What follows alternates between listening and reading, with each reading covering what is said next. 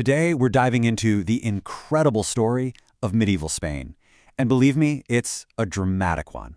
It's a story about a society that reached these unbelievable heights of culture and learning, only to be completely transformed by war, by religion, and by the creation of a new and much, much more brutal national identity. And all of this really gets you thinking about one central question, doesn't it? What actually happens when a golden age ends? How does a society go from being this beacon of enlightenment to a land of, conflict and persecution? Well, let's dig into the story of Spain to find some answers. To get this, we've got to rewind the clock. Way back, we're going to the early 1000s. And at this point in history, the Iberian Peninsula wasn't just doing okay. It was a genuine land of light in what was, for many, a pretty shadowy world. So at this time, a huge part of Spain was under the rule of Arabian Muslims, and right at the heart of their entire civilization was the city of Cordoba. Now this wasn't just some regional capital. This was a global powerhouse of intellect and culture. I mean, it could go toe-to-toe with any city on the planet. And when you look at what they had, the level of sophistication is just staggering. We're talking about a massive library, where Muslim, Jewish, and Christian scholars were all working side by side. They had a music academy, a university teaching advanced science, math, and medicine. And the city itself, it was a marvel. Paved streets, marble balconies, beautiful public gardens, all at a time when most of Europe was still, frankly, in the Dark Ages.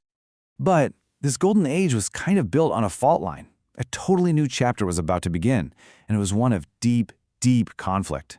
This was the beginning of the Great Reconquest, or the Reconquista, a centuries-long fight by Christian kingdoms to retake the peninsula from Muslim rule.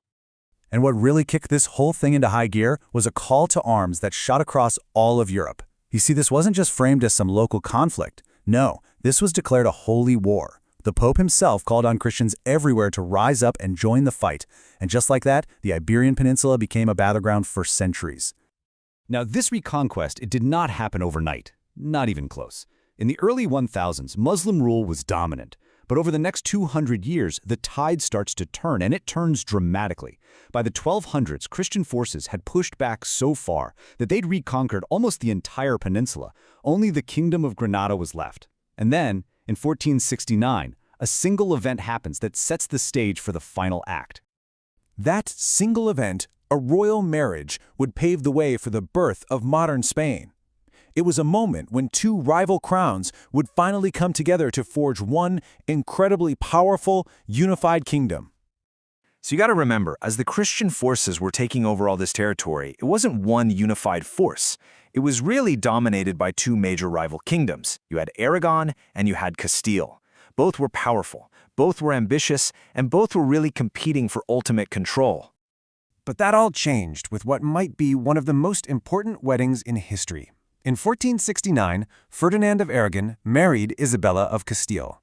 And this was so much more than a royal wedding, it was a political masterstroke.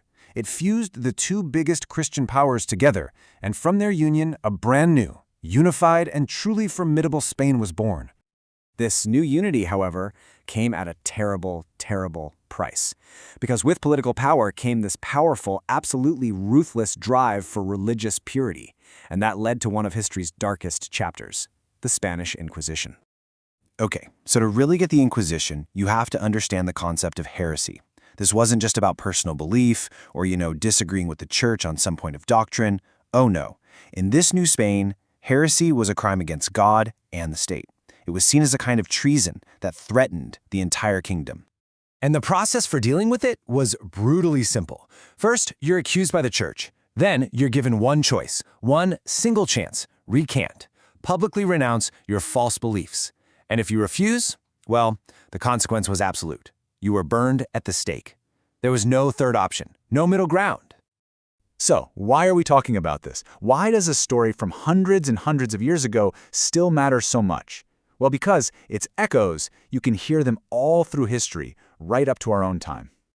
When you step back and look at the whole picture, from the brilliance of Cordoba to the bonfires of the Inquisition, you see this powerful, timeless pattern. For Ferdinand and Isabella, creating a single Spanish identity defined by one single Catholic faith wasn't just about religion. It was a political tool, a way to consolidate power, control their people, and forge one nation out of a bunch of divided kingdoms. And that leaves us with one last, really challenging question.